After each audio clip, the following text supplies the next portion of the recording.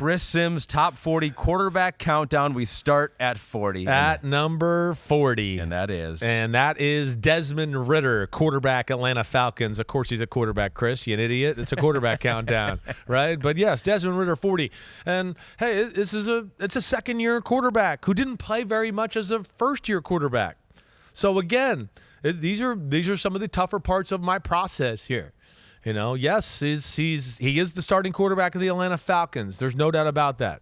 What he is, what he is as a player, there's not a lot of video evidence to go off of right now, right? Other than, hey, we got the preseason, we got the end of the season where he played his 4 games and got some good reps there and everything there. But he's really, you really break it down, we're talking about a rookie. It's still a rookie quarterback almost.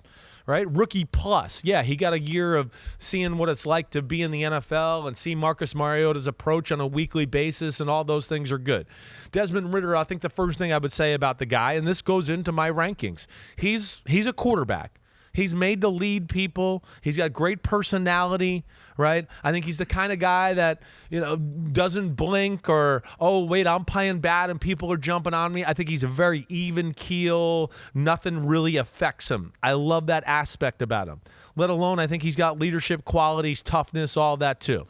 Now, with, his football on the field, there was improvements from last year from what I saw in college. There's no doubt. Like when I started to put film on him and Desmond Ridder and start to just, write little notes and things that jumped out to me about him, yes, mechanics improved from college. I had issues with his throwing, right, coming out. He was number 5 for you in that draft class, behind Matt Corral, Malik Willis, Kenny Pickett, and Sam Howell. Yes, right. So you think he's better than that now? I think he's definitely better than that, and he's on an upward trajectory. And some of the things that I saw that were issues for me, they did get better.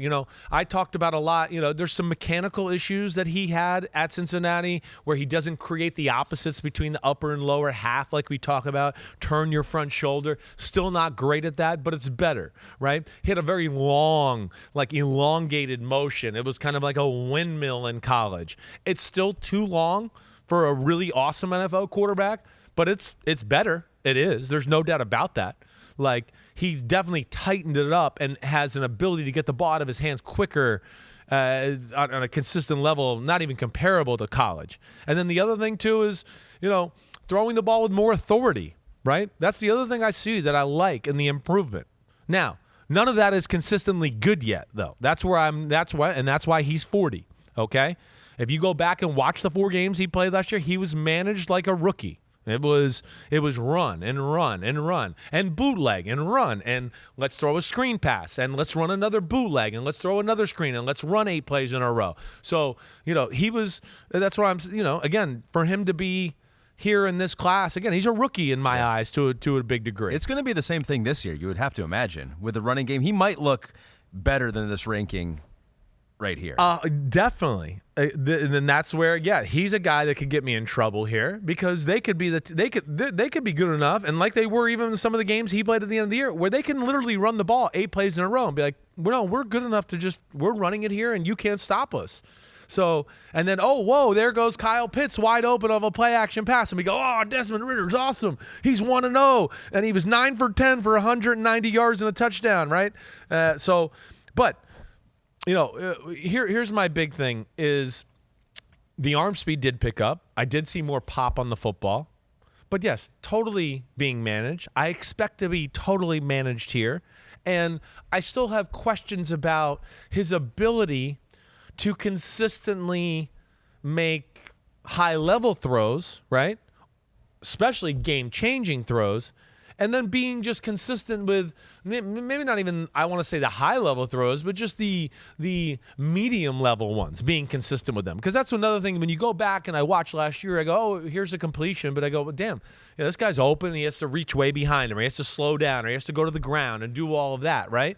So, there's some things there that need to be refined in his game, and they obviously think he can do it. Yeah, started 4 games for him last year. At the end of the year, they went 2-2 in those games. Going to have a pretty good running game, you would think, with as much as they've invested in the offensive line and Bijan Robinson and what they did last year with Algier. There were some rumors maybe that they would be in the market for a lot of quarterback movement. maybe Lamar Jackson, a trade. Maybe I don't think anybody bought that they were really going to go all in on Desmond Ridder early on in the offseason. So this is what Arthur Smith said about a month ago. He was on, I believe this is on the Rich Eisen show. He goes, about Desmond Ridder. He won a lot of games in college, helped Luke Fickell at Cincinnati, really changed the whole culture of that program. Right. And I certainly think that experience, you start with that many games, coming in helps. We certainly saw that early on as we threw everything we could at him, and he was impressive, and we felt that he was ready to take over at that time of the season, and I thought he did a real nice job, cool, collected, under pressure. So I guess they saw enough in that 4 games to feel like, all right, we got a run game. He can move this offense. He can be more than serviceable, and he can be a great leader for us. And so they were comfortable. That's what he is. You know, that's what I tried to kind of say. Those are the positives about him. Definitely, I could see that at Cincinnati. I've already heard that, and some of those type of comments from people in the NFL that I trust. You interviewed him at the Combine, right? And it jumped out to me there. I think that was one of the first things I said when I got back. Desmond Ridder has the culture part, lead your locker room guy down, it's right? 2 years in a row now. You talked to Desmond Ridder, liked him, ranked him 5. You talked to Will Anderson next year, you liked him, ranked him 5. Thank you. Yeah, you're right. Don't note be to nice the agents. Don't let Chris Simms interview your player. Don't be nice to him at least, right? Right. Something like that. But, you know, I think they see all those type of things, and I think Atlanta is one of these teams, Ahmed, that we've been talking about. You know, that we bring up every now and then. I don't think they're going to go all in on the QB thing. I think they're starting to look at it and go, wait, let's go a different route here. Let's build a great team and just have a guy that's, you know, a good leader and can get it done. And he might not be Josh Allen or Patrick Mahomes, but there's only a few of them anyways. So I think there's a few teams that are like coming to a little bit of like, I'm not sure if we can always chase this bright, shiny object. We got to start to build the team that way. Are you hinting at an Eagles blueprint, perhaps? Am I sensing that a little bit? Well, I think between that and with the 49ers with Brock Purdy. That's true. And I think teams are starting to think about that a little bit. Instead of going, wait, are we really, like, in reality going to find one of those special guys, right? We know there's very limited few. It's limited. So they're going to go with a guy that they believe in the human.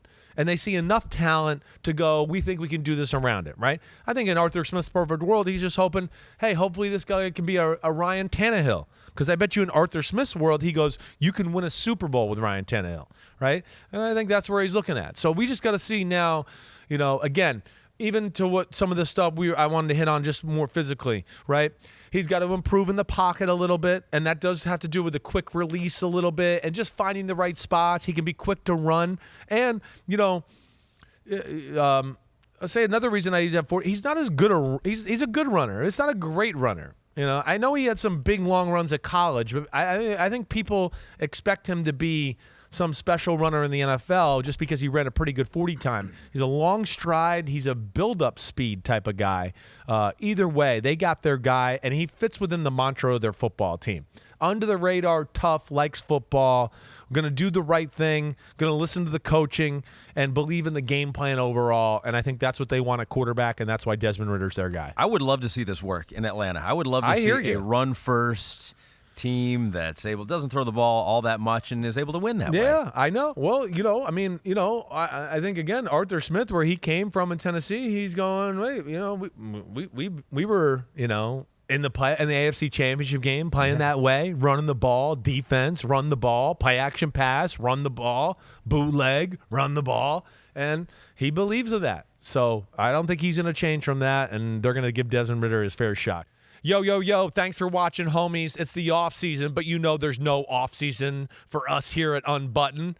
Me, Ahmed Fareed, we're going to hit all the stories. So hit subscribe for us, okay? We got a ton coming up. My draft prospect rankings, my Simms Top 40 quarterback countdown, and videos of me and NFL QBs playing catch and talking about their development and mechanics. Again, thanks for watching. Remember to subscribe. Peace out, homies. See you soon.